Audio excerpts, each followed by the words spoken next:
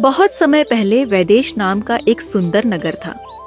राजा चैत्रथ इस नगर पर राज्य करते थे।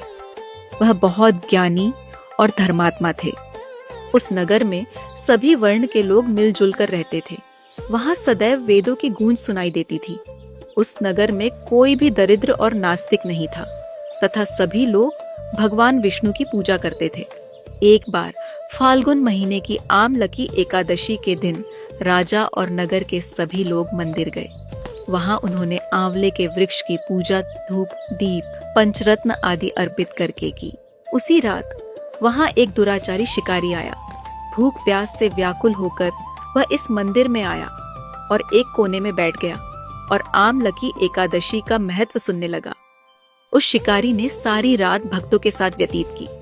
सुबह सब अपने घर लौट गए। कुछ दिनों बाद उस शिकारी की मृत्यु हो गई।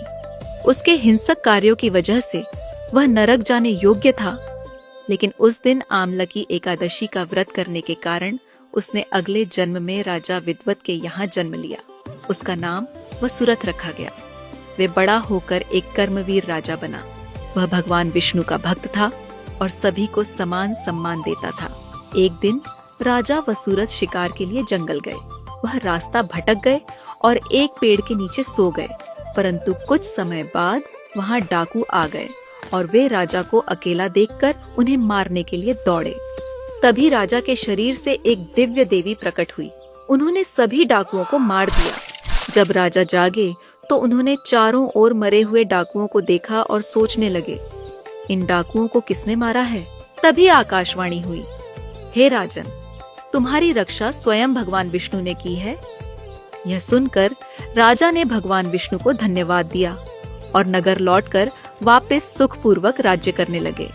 जीवन के अंत में उन्हें वैकुंठ धाम प्राप्त हुआ।